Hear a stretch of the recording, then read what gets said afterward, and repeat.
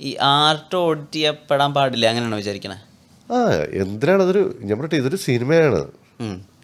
ഇത് കച്ചവടം കൂടാണ് ഇത്. അല്ലെങ്കിൽ എനിക്കൊരു ലേഖനം എഴുതിയാൽ പോരെ, പൊളിറ്റിക്കൽ ലേഖനം എഴുതിയാൽ പോരെ. ഇന്ന സ്റ്റേറ്റ് ഇങ്ങനെയാണ്, സ്റ്റേറ്റ് ഇങ്ങനെ ചിട്ടയിലാണ് വളർന്നത്, പോലീസുകാർക്ക് സ്വാതന്ത്ര്യമില്ല, പോലീസുകാർ ഇന്ന പ്രശ്നങ്ങളിൽ പെടുന്നു എന്ന് ഒക്കെ പറഞ്ഞാൽ ലേഖനം എഴുതിയാൽ പോരെ. എന്തിനാണ് ഒരു നായായിട്ട് എഴുതേണ്ട ആവശ്യമുണ്ടോ? പ്യുവർ പൊളിറ്റിക്സ് ആണെങ്കിൽ ഞാൻ ആ പണി ചെയ്താൽ മതി.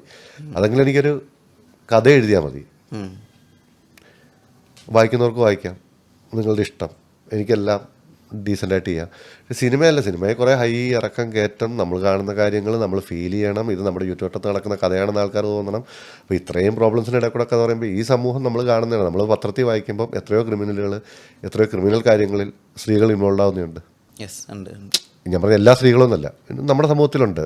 കഥകൾ നമ്മൾ വായിക്കുന്നതാണ്. ഇപ്പോൾ ലഹരിയുടെ കാര്യം പറയുന്നത് നമ്മളെല്ലാം മൊബൈലിൽ കാണുന്നുണ്ട്. ഏറ്റവും കൂടുതൽ അത് വിറ്റഴി പെൺകുട്ടികളെ അർച്ചിത വാർത്തകൾ നമ്മൾ കാണുന്നുണ്ട്. അപ്പോൾ സ്ത്രീകളെ മോശമാക്കാൻ അങ്ങനത്തെ പ്രവൃത്തി ചെയ്യിപ്പിക്കരുത് എന്ന് പറയാൻ പറ്റില്ല. നമ്മളതൊരു കഥയാണത്, അല്ലാതെ ആരെയും മോശമാക്കാൻ വേണ്ടിയൊന്നും അല്ലത്. ഷായി ശ്രദ്ധിച്ചോന്നറിയില്ല, ഈ ഓഫീസർ ഓൺ ഡ്യൂട്ടിയിൽ ഈ വില്ലൻ ഗാങ്ങിനും പിന്നെ ഒരു ആരാധന ഉണ്ടാവുകയും അവർ ചെയ്യുന്ന ചില ഷോർട്സൊക്കെ നല്ല രസമായിട്ട് സ്റ്റൈലൈസ് ചെയ്തിട്ട് എഡിറ്റ് ചെയ്തിട്ട് അതിൻ്റെ ഷോർട്സ് വരികയൊക്കെ ചെയ്തിട്ടുണ്ടായിരുന്നു. പക്ഷെ അവർക്കും ഒരു കൈൻഡ് ഓഫ് ഫാൻ ബേസ് ഉണ്ടാവാൻ തുടങ്ങി. അത് ആർട്ടിസ്റ്റ് വർക്കാവുന്നതാണ്. അല്ലാതെ അതുകൊണ്ട് ആ സിനിമയെ നമ്മൾ എവിടെയെങ്കിലും കാണിച്ചു അവരെല്ലാം ഡ്രഗ് അഡിക്റ്റ് ആയിട്ട് റോങ്ങായി ലൈഫിൽ പോയ മനുഷ്യർ എന്നല്ലേ പറഞ്ഞിട്ടുള്ളൂ. നിങ്ങളൊരു സിനിമ കണ്ടിട്ട് നമ്മൾ പറയുന്ന കഥയിൽ അവർ മോശമാണെന്ന് പറയുന്നതിനേക്കാൾ അവരുടെ ഭംഗി ആരെങ്കിലും പിന്തുടർന്നാൽ അത് അവരുടെ ബോധനിലവാരത്തിൻ്റെ പ്രശ്നമാണെന്ന് നമുക്ക് പറയാൻ പറ്റും. റോന്തിൽ കുറേ കൂടിയൊക്കെ ഹ്യൂമറും കുറച്ച് ലൈറ്റ് ആയിട്ടുള്ള മൊമെൻറ്റ്സും ഒക്കെ ട്രൈ ചെയ്തിട്ടുണ്ട് എന്നൊരിടത്ത് പറയുന്നത് കേട്ടു. അങ്ങനെ ഈ ഒഫീഷ്യൽ ഡ്യൂട്ടിയിൽ അങ്ങനെ തമാശകൾ അല്ലെങ്കിൽ ഈ പറഞ്ഞ ലൈറ്റർ മൊമെൻറ്റ്സ് അത് പോലീസ് ജീവിതത്തിൽ സാധ്യമായിരുന്നോ? ചെറിയ ചെറിയ കാര്യങ്ങളൊക്കെ രസകരമായിട്ട് തോന്നും വഴിയിലിറങ്ങാൻ നേരമൊക്കെ. അത്രയും ചെറിയ 1-2-3 ഇൻസിഡൻസ് ഒക്കെ ഉണ്ട് എന്നുള്ളതല്ലാതെ ഒരു വലിയ ഹ്യൂമർ പടമൊന്നും അല്ല. പിന്നെ മറ്റു സിനിമകളുമായിട്ട് കമ്പയർ ചെയ്യാൻ പറ്റത്തില്ല. റോന്തൊരു കുറ്റാന്വേഷണ സിനിമയല്ല, ത്രില്ലറല്ല, ഡ്രാമയാണ്. എന്നീന്ന് എല്ലാവരും പ്രതീക്ഷിക്കുന്ന ത്രില്ലർ ഇൻവെസ്റ്റിഗേഷൻ ആണെങ്കിൽ ഇത് അങ്ങനത്തെ ഒരു സിനിമയല്ല, ഇതൊരു ഡ്രാമയാണ്. ഷഹീൽ, ഈ ത്രില്ലറും ഡ്രാമയുടെ അപ്പുറത്തെ ആളുകൾ മരവിപ്പും കൂടി പ്രതീക്ഷിക്കുന്നുണ്ട്.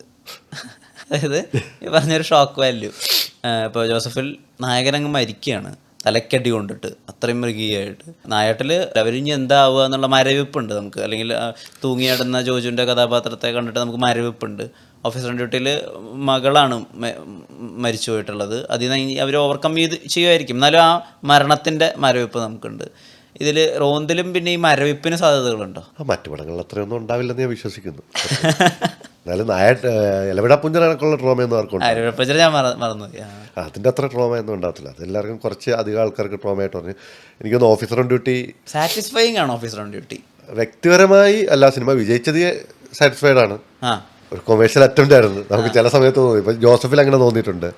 നിങ്ങൾ പറയുമ്പോൾ ഞാൻ പറയുന്നത് സിനിമയ്ക്ക് വേണ്ടി നമ്മൾ ചെയ്യുമെന്ന് പറഞ്ഞാലും നമ്മളെയും ഇത് ചില തരത്തിൽ ഭയങ്കര ഡാർക്കാണല്ലോ. എന്നോട് ഇന്നലെ എൻ്റെ ഒരു സുഹൃത്ത് വിളിച്ചപ്പോൾ പറഞ്ഞ് ഇനി മേലെ ഇത്തരം പടങ്ങൾ എഴുതരുത് എന്ന് പറഞ്ഞു. ഇങ്ങനത്തെ പടങ്ങൾ. ഇപ്പോൾ ഓഫീസർ ഓൺ ഡ്യൂട്ടിയുടെ ഒരു രസമുണ്ട്. ചാക്കോച്ചൻ്റെ ഭാര്യ ഉണ്ടല്ലോ, പ്രിയ. അപ്പം പടം കഴിഞ്ഞിട്ട് ഇങ്ങനെ ഒരു തമാശ പറഞ്ഞപ്പോൾ പറയാം, പ്രിയയുടെ ഒരു ഫാമിലി സുഹൃത്ത് പടം കാണുന്നുണ്ടായിരുന്നു ഫസ്റ്റ് ഡേ. അപ്പോൾ ഇൻ്റർവെൽ ആയപ്പോൾ അവർ പറഞ്ഞു, എനിക്ക് ശ്വാസം മുട്ടി അറ്റാക്ക് ഉണ്ടോ എന്ന് എനിക്ക് സംശയമുണ്ട്, ഞാൻ ചിലപ്പോൾ മരിച്ചു പോകും, ഇനി എങ്ങനെ ഞാൻ മരിച്ചു പോയാൽ എൻ്റെ കല്ലറ കഥയുടെ സെക്കൻഡ് ഹാഫ് ഒന്ന് എഴുതി വെച്ചേക്കണേ പ്രിയ പറഞ്ഞു എഴുത്. പക്ഷെ അത് ഹാർഡായിരുന്നു. ഭയങ്കര എന്താ പറയുക, എല്ലാവർക്കും അങ്ങനെ തന്നെയാണെന്ന് തോന്നുന്നു. ഇങ്ങനെ ഭയങ്കര ശ്വാസം ബ്രീത്തൊക്കെ എടുക്കാൻ പറ്റാതാണ് പലരും കാണേണ്ടി വന്നതെന്ന് പറഞ്ഞ് കേട്ടിട്ടുണ്ട്. അപ്പം അത്ര ഹെവി ആയിരുന്നു ആൾക്കാർക്ക് കിട്ടിയെന്നൊരു തോന്നൽ. ഹാർഡ് ഹിറ്റിംഗ് ഫേസ് എപ്പോഴാണ് തുടങ്ങിയത്? ഇപ്പോൾ നമ്മൾ ഈ ഓൾഡ് ബോയ് ഒക്കെ കാണുന്ന സമയത്ത് നമുക്കൊരു ബുദ്ധിമുട്ടുണ്ടാവില്ലേ സാർ? എന്താ ഇപ്പോൾ അയാൾ നാക്കില്ലാതെ ഇനി എന്തായിരിക്കും അവരുടെ ജീവിതത്തിനപ്പുറത്ത്? ഓൾഡ് ബോയ് കാണുമ്പോൾ ഭയങ്കര വേദനയാണ്. അങ്ങനെ വേദനിക്കപ്പെടാൻ വേണ്ടിയിട്ട് സിനിമ കണ്ടിരുന്നൊരു ഷാഹിയുണ്ടോ? ഞാൻ വേറൊരു തരത്തിൽ ഇഷ്ടമുള്ള സിനിമകൾ, എനിക്ക് പൊളിറ്റിക്കൽ സിനിമകൾ ഇഷ്ടമുള്ള ആളാണ്. ഓക്കെ. പൊളിറ്റിക്കൽ സിനിമ എന്ന് പറഞ്ഞാൽ മറ്റേ രാഷ്ട്രീയം പറയാൻ വേണ്ടി രാഷ്ട്രീയം എടുക്കുന്നതല്ല.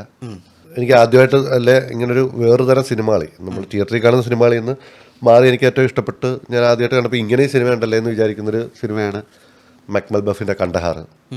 എനിക്ക് കുറച്ച് ഇറാനിയൻ സിനിമകളുടെ അല്ലെ അങ്ങനത്തെ പടങ്ങൾ ഇഷ്ടമാണ്. അത് അങ്ങനത്തെ പടങ്ങൾ എനിക്ക് ഇഷ്ടമാണ്. ഇപ്പം ഭയങ്കര രസമാണ്.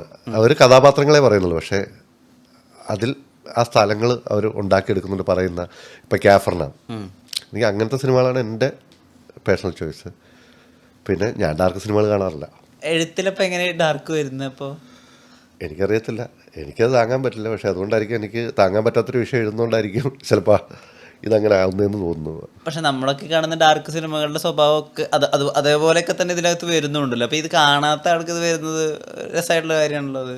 ഇല്ല, നമ്മൾ ഞാൻ പറഞ്ഞില്ല, ഇത് ഡാർക്ക് ഉണ്ടാക്കാൻ വേണ്ടിയല്ല, ഒരു കഥ നമ്മൾ ചെയ്യുന്നു, അത് അങ്ങനെ എൻഡ് ചെയ്യുന്നു എന്നുള്ളതല്ലാതെ ഉണ്ടാക്കാൻ വേണ്ടി ഉണ്ടാകുന്നതല്ല ഇതൊന്നും. സിറ്റുവേഷൻസ് വെച്ച് നമ്മളങ്ങനെ ബിൽഡ് ചെയ്ത് പോകുന്നതല്ല, അല്ലാതെ എന്നാ ഇതിരിക്കട്ടെ എന്നുള്ള. പിന്നെ ഒരു കാര്യമുണ്ട്, ടെൻഷനാണ്, എൻ്റെ സിനിമ കണ്ടിട്ട് ഇറങ്ങുമ്പം മിനിമം ഒരു 10 മിനിറ്റെങ്കിലും തിയേറ്ററിൽ നിന്ന് ഇറങ്ങുമ്പം ഇതിലെ കഥാപാത്രങ്ങളെയോ കഥയെ കുറിച്ചൊന്ന് ആൾക്കാരുടെ തലയ്ക്കകത്ത് വേണമെന്നൊരാഗ്രഹമുണ്ട്. സോ ആ ആഗ്രഹം കാരണമാവാം മേ ബി ഡാർക്കായി പടങ്ങൾ എൻഡ് ചെയ്യുന്നത്. നിങ്ങൾ ഭയങ്കര ചിരിച്ചിട്ടിറങ്ങിക്കഴിഞ്ഞാൽ നിങ്ങൾ ആ ചിരി അങ്ങ് പോകും. പക്ഷെ കുറേ കൂടെ ഹോൾഡ് ചെയ്യുന്നതാവുന്നത് എപ്പോഴും വിഷമമുള്ള പടങ്ങൾ. ഷാഹി ആക്ച്വലി റിയൽ ലൈഫിൽ ഭയങ്കര ഹാപ്പി പേഴ്സൺ ആണോ? അല്ല, അത് ഞാൻ പണ്ടാരോട് പറഞ്ഞിട്ടുണ്ട്. ഞാൻ ഹാപ്പി അല്ലല്ലേ എനിക്കൊരു പ്രേമോടോ ഇല്ല ഹാപ്പിനെസ് പടം എഴുതാൻ പറ്റുള്ളൂ. അതെന്താണെന്നറിയില്ല, ഞാൻ വായിച്ച കാലങ്ങളുടെ പ്രശ്നമായിരിക്കാം. ഈ പറയുന്ന ഒരു 13-14 വയസ്സിലൊക്കെ അത്യാവശ്യം പുസ്തകങ്ങൾ വായിച്ചു തുടങ്ങി. എനിക്കൊന്ന് ഒരു 10ാം ക്ലാസ്സിൽ പഠിക്കുന്ന സമയമൊക്കെ ആയപ്പോൾ തന്നെ 9-10 ആയപ്പോൾ തന്നെ ഈ പറയുന്ന കണക്ക് നേരത്തെ പറയുന്ന മെച്ചുവേർഡ് അല്ലാത്ത ഞാൻ നിങ്ങളീ പറഞ്ഞ ആൾക്കാരുടെ പുസ്തകങ്ങൾ വായിക്കാൻ തുടങ്ങി. എല്ലാം നിരാശകളാണ്. വ്യക്തിബന്ധങ്ങൾ, ഫാമിലി, സമൂഹം, അസ്തിത്വവാദത്തിൻ്റെ സമയം. അത് മൂന്തൻ സാറുണ്ട്, ഒവിജൻ സാറുണ്ട്, ആനന്ദ്. എനിക്ക് കുറേ കൂടെ ഫേവറേറ്റ് ആനന്ദ് എന്ന് പറയാൻ അത് പൊളിറ്റിക്കൽ ആയതുകൊണ്ടാണ്.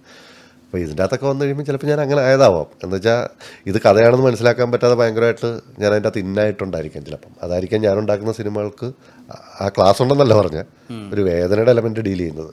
ഒ വിജയൻ്റെ തന്നെ സെക്കൻഡ് ദിവസം വായിച്ചിട്ട് അയാൾക്ക് അങ്ങനെ ഒരു ട്രോമാറ്റിക് പാസ്റ്റ് ഉണ്ടായിപ്പോയല്ലോ, അല്ലെങ്കിൽ അയാളെ എന്തിനായിരിക്കും ആ കുട്ടിയെ വരെ ആ കണ്ണിൽ നോക്കിയേ, പക്ഷെ അയാൾ ഭയങ്കര തെറ്റായി ചെയ്തല്ലോ, ആ വേദനയാണെന്നുണ്ടായിരുന്നത്.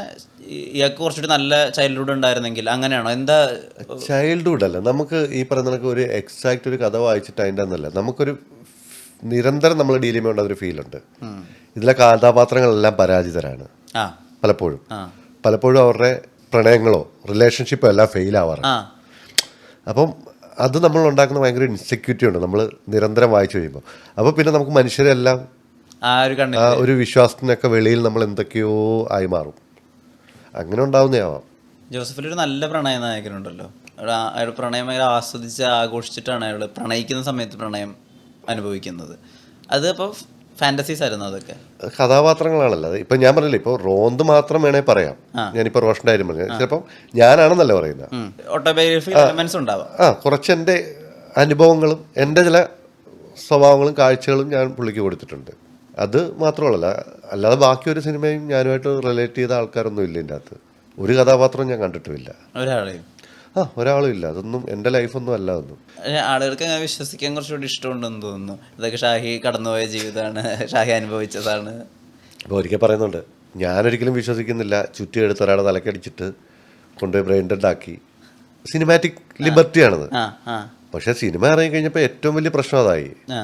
കാരണം ഇതാരെങ്കിലും നടക്കില്ല എന്ന് പറഞ്ഞാൽ പറയും, പിന്നെ അയാൾ പോലീസ്, അയാളുടെ എക്സ്പീരിയൻസ് എവിടെ ഉണ്ടായ റിയൽ സംഭവം എഴുതിയെന്നാണ് പറയുന്നത്. ഞാനൊരു 100 സ്ഥലത്ത് പറഞ്ഞാൽ പോലും ആരും വിശ്വസിക്കുന്നില്ല. അതിനേക്കാളും സിനിമ വർക്കായിപ്പോയി. സിനിമയിലെ ലോജിക്കാണ് ആൾക്കാർക്ക് ശരിയെന്ന് തോന്നുന്നത്.